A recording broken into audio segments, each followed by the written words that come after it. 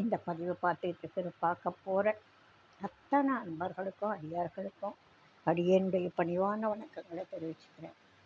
அன்பினை பெறுவாயாகில் அதர்மங்கள் அனைத்தும் நீங்கி துன்பமும் தவிர்ந்து போகும், துயரமும் இங்கு உண்டோ சொல்வார். இந்த பதிவில் நம்ம பார்க்க போகிறது 9ஆம் திருமுறை.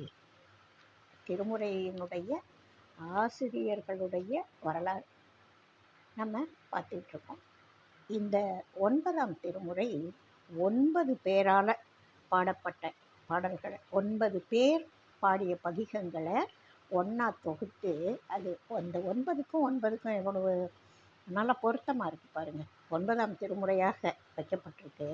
அதில் 9 பேர் பாடிய பாடல்கள் தொகுக்கப்பட்டிருக்கு. திருமாளிகை தேவர்லேருந்து சேதிராயர் வரைக்கும் 9 பேர் பாடியிருக்காங்க. எல்லாம் சேர்ந்து அளவில் ரொம்ப கம்மியாக தான் இருக்குது. 301 பாடல்கள் இருக்குது. அந்த பாடல்களை தொகுத்து ஒரு 9ஆம் திருமுறையாக வச்சுருக்காங்க. அளவில் சின்னது.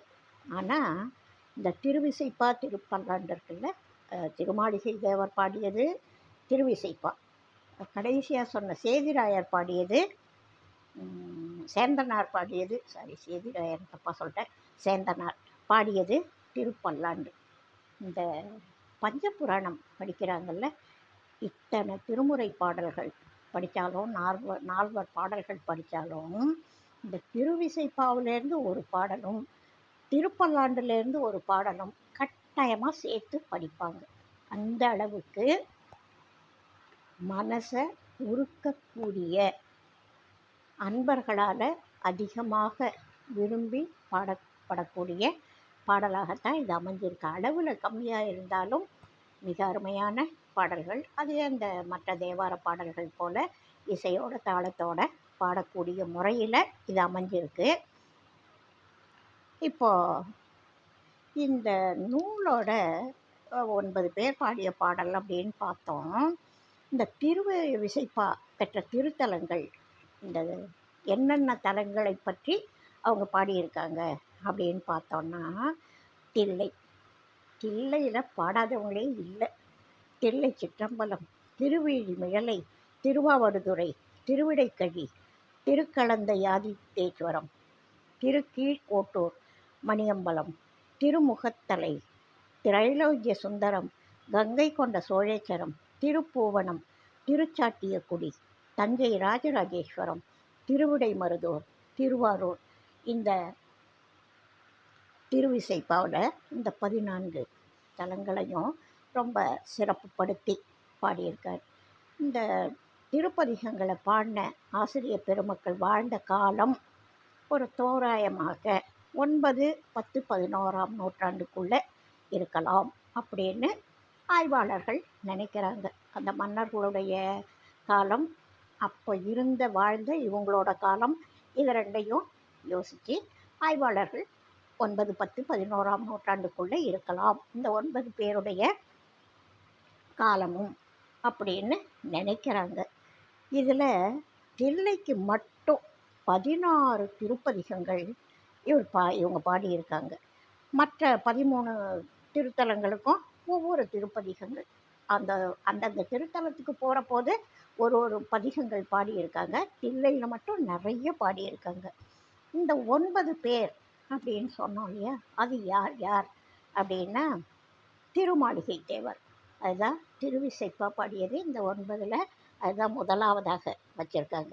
சேந்தனார், கருவூர் தேவர், பூந்துருத்தி காடநம்பி, கண்டராதித்தர், வேணாட்டடிகள், திருவாலியமுதர், புருடோத்தமர், சேதிராயர், இவங்க 9 பேரும் சேர்ந்து பாடலை. இந்த 9 பேர் பாடல்களை தொகுத்து 9ஆம் திருமுறையாக வச்சுருக்காங்க. இந்த திருவிசைப்பாவில் இருக்கிற பண்கள் அப்படின்னு பார்த்தா, மற்ற தேவார பாடல்களில் இருக்கிற மாதிரி காந்தாரம், புறநீர்மை, சாளரபாணி, நட்டராகம், இந்தளம், பஞ்சமம் அப்படின்ற 6 பண்கள் இதில் இருக்குது. அந்த சாளரபாணி போக மற்ற 5ம் தேவார திருப்பதிகங்களில் இருக்கிற அதே பண்கள் தான். இதில் கொஞ்சம் இருக்கிறது அதிகமாக தெரியறது என்னென்னா சாளரபாணி கொஞ்சம் அதிலிருந்து இல்லாமல் இதில் புதுசாக இருக்குது அப்படின்னு சொல்கிறாங்க. எனக்கு ராகங்களை பற்றியோ தாளங்களை பற்றியோ தெரியாது. நூலில் சொல்லப்பட்டதை நான் எடுத்து சொல்கிறேன், அவ்வளவுதான். 4 பேருக்கு தெரியணுன்றதுக்காக நான் படித்ததில் பிடிச்சிருக்கு, அதை 4 பேர் காதில் நல்ல விஷயங்கள் கேட்கட்டும் அப்படின்றதுக்காக சொல்கிறேன். அதுக்காக எனக்கு பண், இசை, தாளம் இதெல்லாம் சுத்தமாக தெரியாது, ஆனால் ரசிப்பேன், அவ்வளோதான். இந்த 9ஆம் திருமுறை பாடிய ஆசிரியர்களில் முதலாவதாக வைத்து எண்ணப்படுபவர் திருவிசைப்பா பாடிய திருமாளிகை தேவர். அந்த திருமாளிகை தேவருடைய வரலாறை நம்ம இப்போ பார்க்கலாம். 9 பேருடைய வரலாறையும் பார்க்க போகிறோம். இந்த பதிவில் திருமாளிகை தேவருடைய வரலாறு பார்க்கலாம். அந்த திருமாளிகை தேவர் திருமாளிகை மடம் அப்படின்னு ஒரு மடத்தை சிதம்பரத்தில் அமைச்சிருக்கார். சிற்றம்பலத்தில் திருமாளிகை மடம் அமைச்சு தங்கி இருந்தார் அப்படின்னு ஆதாரபூர்வமாகவும் நினைக்கிறதுக்கும் அவருடைய பாடல்கள் வாயிலாகவும் நாம் நினைக்க முடியுது. அவருடைய பதிகங்களில் தன்னை நம்ம மாணிக்கவாசக பெருமான் ஞாயிற்கடையேன் அப்படின்னு சொல்லுவார். நான் அவ்வளவு கீழானவன் அப்படின்லாம் நிறைய பதிகங்களில் தன்னை எந்த அளவு தாழ்த்தி சொல்லிக்க முடியுமோ அப்படி சொல்லுவார். அதுபோல் இந்த திருமாளிகை தேவரும் தன்னுடைய பதிகங்களில் எப்படி சொல்கிறாருமோ, அந்த தன்னை காமிக்கிறப்போ நான் மூர்க்கன் அப்படின்னு சொல்கிறார். நான் சொன்னது எல்லாம் புன்மொழிகள் அப்படின்னு சொல்கிறார். அவர் யாராம்? மூர்க்கனா. அவர் சொன்ன சொற்கள் புன்மொழிகளாம். அவருடைய வாழ்க்கையில் எந்த அளவுக்கு அற்புதங்கள் பண்ண முடிஞ்சவர், தன்னை எந்த அளவுக்கு தாழ்த்திட்டாருன்னு நினைக்கிறப்போ ரொம்ப அவருடைய அந்த பண்பு அதெல்லாம் மலம் நீங்கியவர்கள் அப்படின்றதுக்கான மிக முக்கியமான அடையாளங்கள். அவர்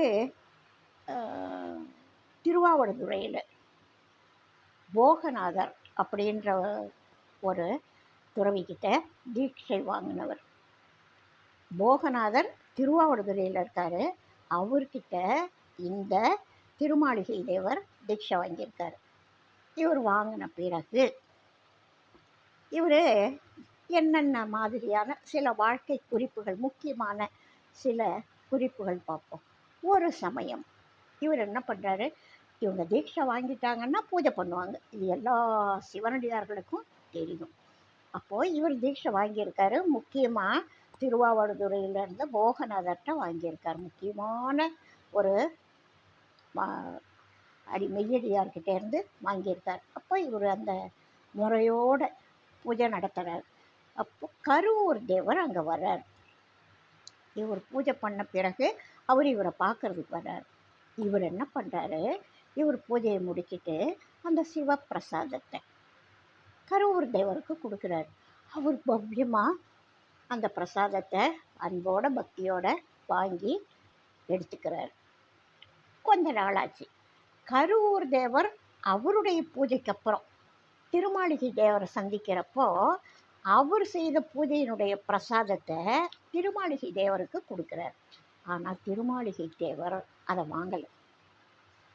அப்போ கருவூர் தேவருக்கு இது ஒரு மாதிரி கஷ்டமாக இருக்குது. அன்னைக்கு அவர் கொடுத்தாரு, நாம் வாங்கிட்டோமே, இன்னைக்கு நாம் கொடுக்குறோம், அவர் வாங்கலையே, இதுவும் சிவப்பிரசாதம் அதுவும் சிவப்பிரசாதம், நான் வாங்கிட்டேன் இவர் வாங்கலையே அப்படின்னு அவர் மனசுக்குள்ளே கொஞ்சம் வருத்தமாக இருக்குது. இவரும் போய் போகநாதரை பார்க்குறார்.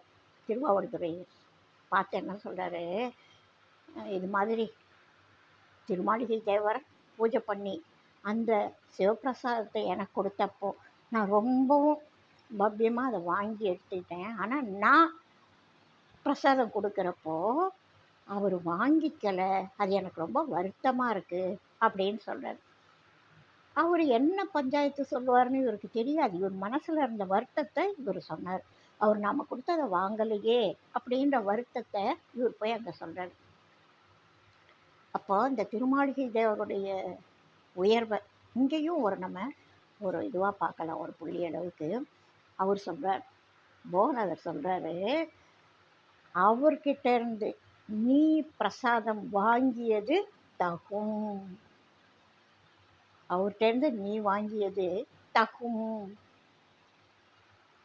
நீ கொடுத்த பிரசாதத்தை அவர் வாங்காம இருந்தது குற்றம் அன்றுன்னு சொல்றாரு. நீ வாங்கிக்கிட்டது சரி, கரெக்ட், நீ வாங்கினது தகும். ஆனா அவர் வாங்காதது குற்றம் அன்றுன்னு பஞ்சாயத்து பண்றாரு. அப்ப என்ன, இங்க ஏதோ ஒரு சின்ன காரணம் இருந்திருக்கு, அதனால அவர் வாங்கலை அப்படின்றத குறிப்பால் போகநாதர் சுட்டி காட்டுறார். அதுக்கப்புறம் கருவூர் தேவர் இவரை இன்னும் மதிக்க ஆரம்பிச்சிட்டார். அவரே சொல்லிட்டாரே, அதனால இன்னும் ஒரு மேல மரியாதை அதிகமாகுது. இவருடைய சிறப்பை மற்றவங்க தெரிஞ்சுக்கிறதுக்கு இது ஒரு வழியாக போச்சு. அடுத்து இன்னொரு நிகழ்வு. ஒரு நாள் திருமாளிகை தேவர் போனார், காவிரியில் நீராடுறாரு. திரும்ப இவங்கெல்லாம் வர்றப்போ பூஜை புனஸ்காரம்லாம் சரி ஒழுங்காக பண்ணுறவங்க தானே. அப்போ என்ன பண்ணுறாரு, நீராடிட்டு வரும் பொழுது, காலையில் நீராடிட்டு வரும் பொழுது புது மலர்கள், அந்த மணமிக்க மலர்கள், புது மலர்கள், அதை ஒரு பூக்குடலையில் நிறைய பறித்து வச்சுக்கிறார். இப்போது இறைவனை பூஜிக்கணும், மாலையாக போடலாம், அர்ச்சிக்கலாம், எல்லாம் செய்யணும் இல்லையா. அதுக்காக மணமிக்க மலர்களை பறித்து எடுத்துக்கிட்டு வந்துகிட்டே இருக்கிறார். வந்துட்டு இருக்கிறப்போ எதிரில், இது உலகத்தில் சகஜம், ஒரு பிணம் எதிரில் தூக்கிட்டு வர்றாங்க, மன்னிக்கணும், தூக்கிட்டு வர்றாங்க. அப்போ இவர் என்ன நினைக்கிறாரு, நம்ம இறைவனுக்கு சாத்துறதுக்கு கையில் மலர் வச்சுருக்கோம், இந்த திருவிளையாடல் எதுக்கு நடக்குது தெரியுமா, திருமாளிகை தேவருடைய அந்த ஆற்றல் உலகத்துக்கு வெளிக்காட்டணும், அதுக்காக இந்த நிகழ்வு நடக்குது. இவர் என்ன சொல்கிறாரு, அந்த பூக்குடலையை அந்த பிணம் இப்படி தாண்டி போகிற வரைக்கும் நீ போய் மேலே நில்லு அப்படின்னு சொல்கிறார்.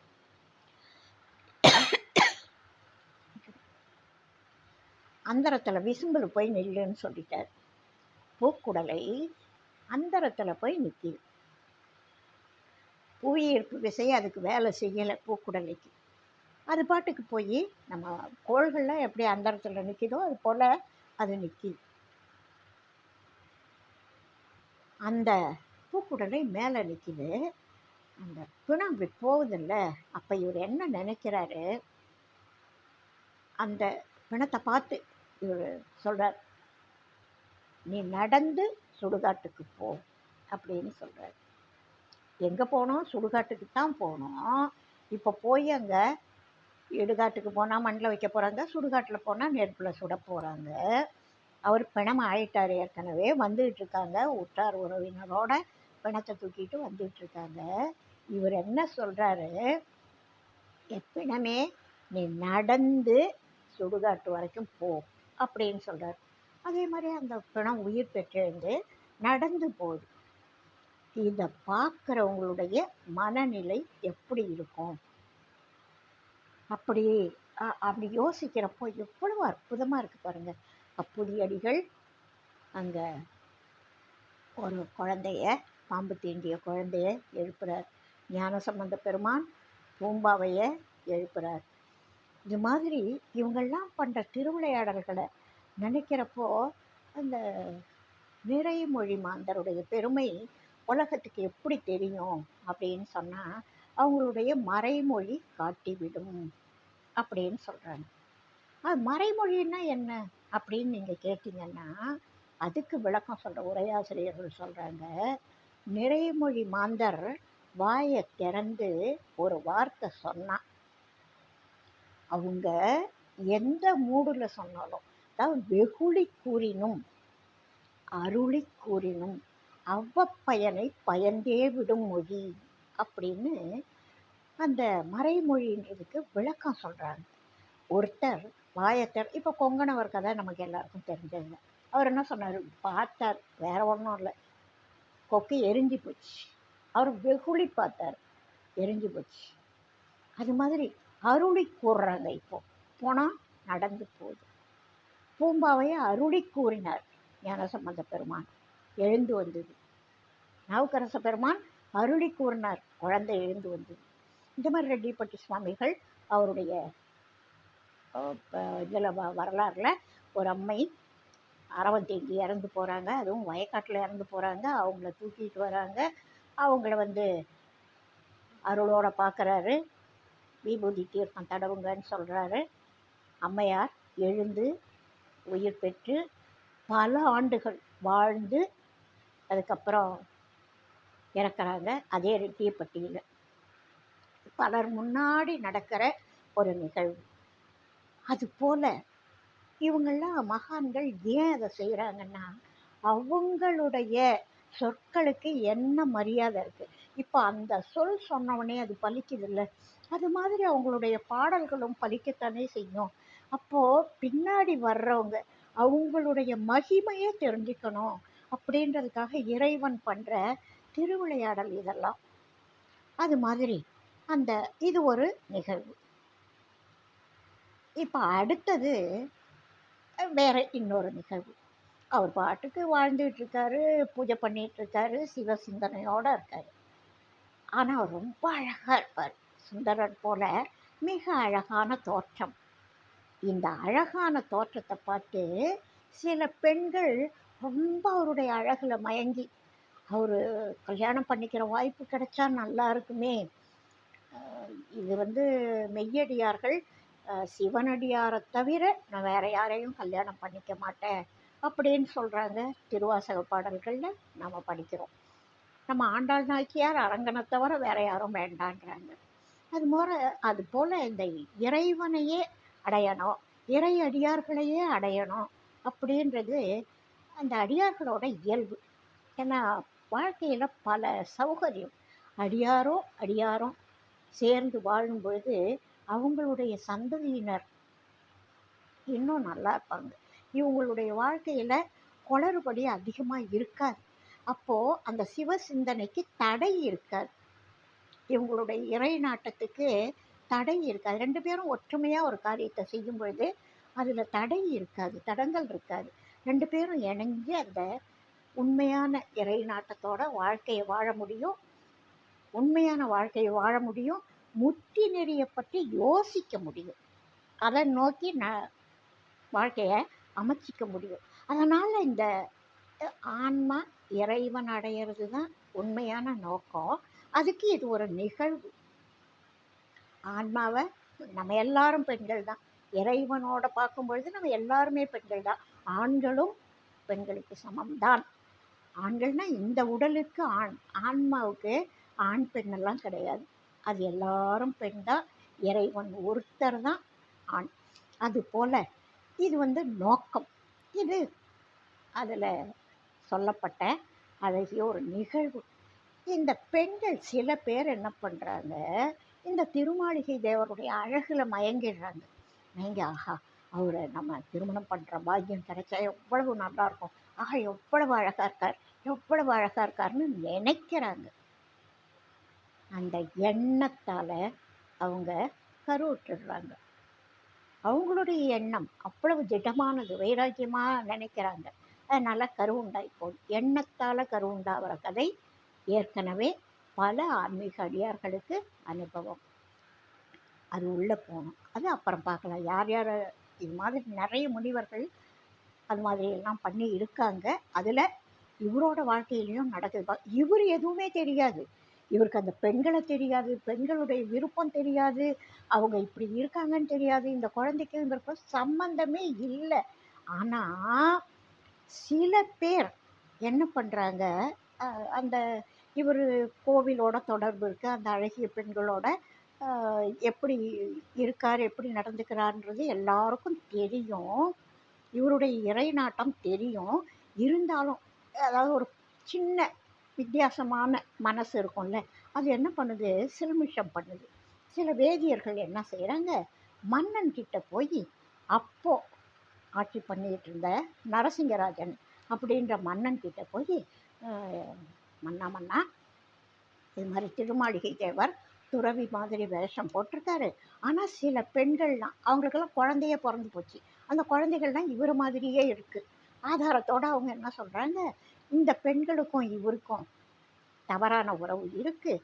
ஆனால் வெளியில் வந்து துறவி மாதிரி வேஷம் போட்டுட்ருக்காரு. அந்த பெண்களுக்கு குழந்தையே பிறந்து போச்சு, இவரை மாதிரியே இருக்குது அப்படின்னு போய் அந்த நரசிங்கராஜன்கிட்ட சொல்லிட்டாங்க. ஒருத்தர் ஒரு வழக்கு தொடுக்கிறாங்க, ஒரு ரிப்போர்ட் பண்ணுறாங்க. இதை விசாரிக்கிறது மன்னனோட கடமை இல்லையா? அவர் என்ன பண்ணுறாரு, சில ஆட்களை அனுப்புகிறார்.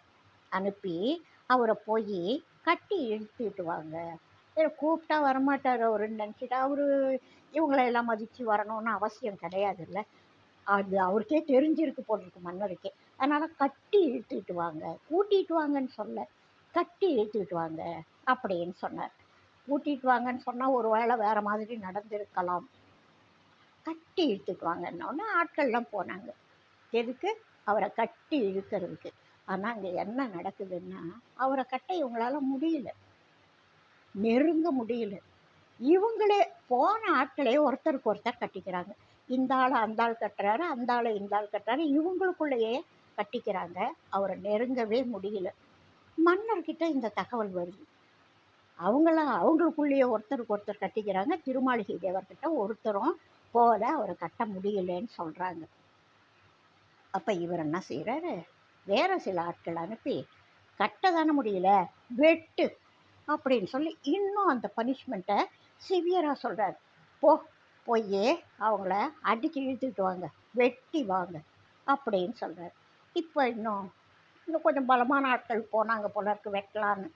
அந்த வெட்ட போன ஆட்கள் என்ன பண்ணாங்க, திருமாளிகை தேவரை நெருங்கக்கூட முடியாமல் முதல்ல எப்படி ஒருத்தருக்கு ஒருத்தர் கட்டிக்கிட்டாங்களோ அதே மாதிரி இப்போ ஒருத்தருக்கு ஒருத்தர் வெட்டிக்கிறாங்க.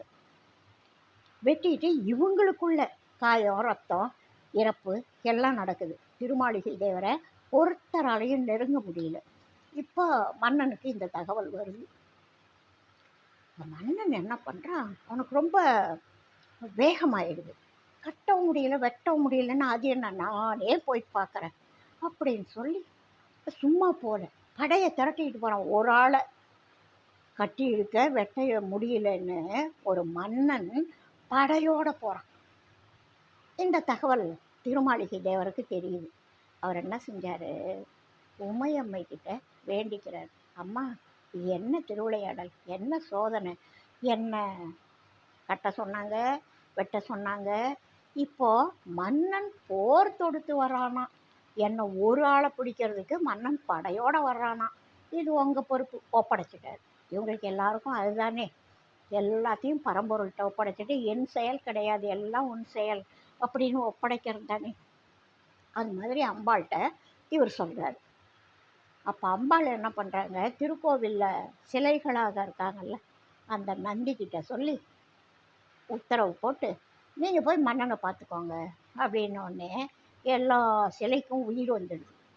எல்லாரும் போய் இந்த படையோடு வந்த மன்னனை அடித்து விரட்டுறாங்க, தோற்று ஓட வச்சுட்டாங்க. இவங்களுக்கு முன்னாடி மனுஷ படையெல்லாம் எவ்வளவு, இது தெய்வம் அனுப்பிச்ச படை, தேவப்படை, இதுக்கு முன்னாடி அவங்களால நிற்க முடியுமா? எல்லாரும் தோற்று ஓடி போயிட்டாங்க. இது மாதிரியான நிகழ்வுகள்லாம் நம்ம எவ்வளவு நினச்சி பார்க்கணும். இது மாதிரி ஒரு வரலாறு இன்னைக்கு எங்கெங்கேயோ அடியார்களுக்கு அற்புதங்கள் நடந்துகிட்டு தான் இருக்குது. ஆனால் இவங்களுடைய வார்த்தைகளை நம்ம படிக்கிறோம், இவங்களுடைய பதிகங்களை நம்ம படிக்கிறோம். அந்த உருக்கத்தோட, அந்த மெய் பக்தியோட நம்ம படிக்கிறப்போ அதுக்கு பலன் எவ்வளவு இருக்கும் அப்படின்றத நமக்கு காமிக்கிறதுக்கு தான் இது மாதிரியான விஷயங்கள் நடக்குது. இப்போ இவர் என்ன பண்ணார், அந்த படைகள்லாம் தோற்று ஓடிடுது, எல்லாம் முன் செயல் உட்காந்துருக்காரு. கொஞ்ச நாள் கழித்து வாழ்க்கையில் இன்னொரு நிகழ்வு. திருமாளிகை தேவர் என்ன பண்ணுறாரு, தில்லைக்கு போகிறார். அவர் திருவாவடுதுறையிலையும் தில்லையிலையும் இருப்பார். தில்லைக்கு போகிறார். அங்கே திருவாவடுதுறையில் நிறைய காலம் இருந்தார். இப்போ தில்லைக்கு போகிறார். அங்கே தேர் திருவிழா நடக்கும்ல. இப்போ சிதம்பரத்தில் வாசலில் தேர் நின்றுட்டுருக்கோம் இல்லையா, கிழக்கு வாசல் எதிரில் தேர் நின்றுட்டுருக்கோம். அந்த தேர் இழுக்கிறாங்க, போயிட்டே இருந்தது. எங்கேயோ ஒரு இடம் வந்த உடனே போகிற அந்த வீதியில் தேர் நின்றுடுது. இழுத்தாலும் வரல, ஓடலை தேர், தடப்பட்டு தெருவுலேயே நின்றுட்டுருக்கு. இவர் அங்கே போகிறார், தில்லைக்கு போகிறார், பார்க்குறார். இறைவா, இது என்ன சோதனை, உன்னுடைய தேர் இது மாதிரி நடுவீதியில் நிற்கலாமா, போ ஓடு அப்படின்னு சொல்லி நீ போய் எங்கே நிற்கணுமோ அங்கே நில்லு இறைவன்கிட்ட இவர் வேண்டிக்கிறார். எல்லாம் அந்த கயிறு பிடிச்சி இழுத்துக்கிட்டு போவாங்க இல்லையா திருவீதி உலா வரும்பொழுது மாட வீதியில். இப்போ கயிறை யாரும் தொடவே இல்லை, கயிறை பிடிச்சி இழுக்கலை, தேர் தானே வீதியில் ஓடுது. தேர் தானே வீதியில் ஓடுது. எங்கே போய் நிற்கணுமோ அங்கே வரைக்கும் வீதியில் தேர் ஓடி கரெக்டாக போய் நிற்கிற இடத்துல நிற்கிது.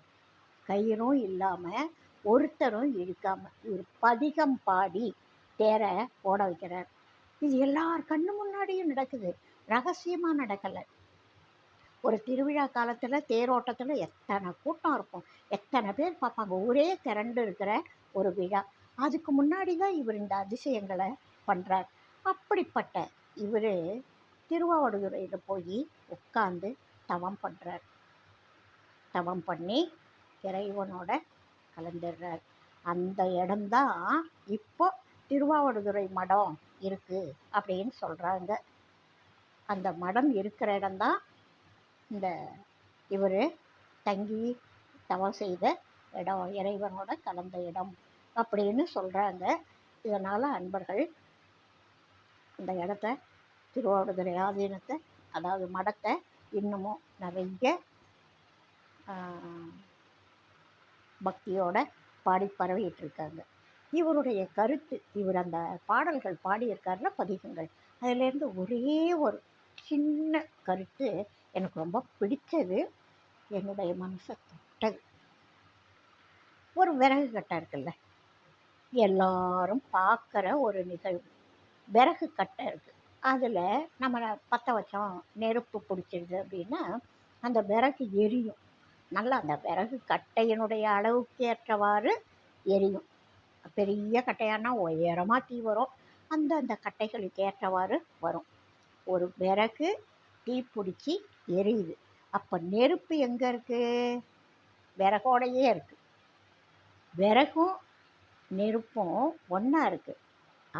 அது மாதிரி, அதாவது நெருப்பானது விறகோடையே இருந்து அதை எரிக்குது இல்லையா. அதுபோல் பாசத்தால் பிணிக்கப்பட்டிருக்கிற உயிர்களை காப்பாற்றுறதுக்காக, அதாவது அதோட வினைகளை எரிக்கணும்.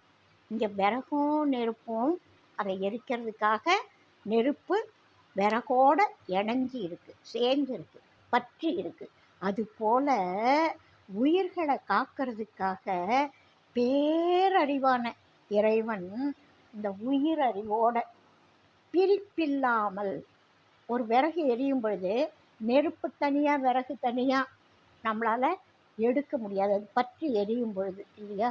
அதுபோல் இறைவனானவன் இந்த நம்முடைய ஆன்மா சிற்றறிவு, நம்முடைய அறிவு, அதாவது உயிருக்கு சிற்றறிவு, இறைவன் அறிவாளன், பேரறிவாளன், பேரானந்தன். அந்த பேரறிவான இறைவன் உயிர் அறிவோட பிரிக்க முடியாத அளவுக்கு கலந்து நின்று அப்பொருளை உயிருக்கு அறிவித்து, உயிருக்கும் அறிவிக்கிறான், நீ பண்ணுறது தப்பு, இதனால் உனக்கு பாவம் விளையும் அப்படின்னு உயிருக்கு அறிவித்து தானும் அதனோடு இருந்து உதவுவது உயிர்களுக்கு இறைவன் செய்யும் பேர் உதவியாகும் அப்படின்னு இவர் சொல்கிற கருத்து எனக்கு ரொம்ப பிடிச்சிருந்தது.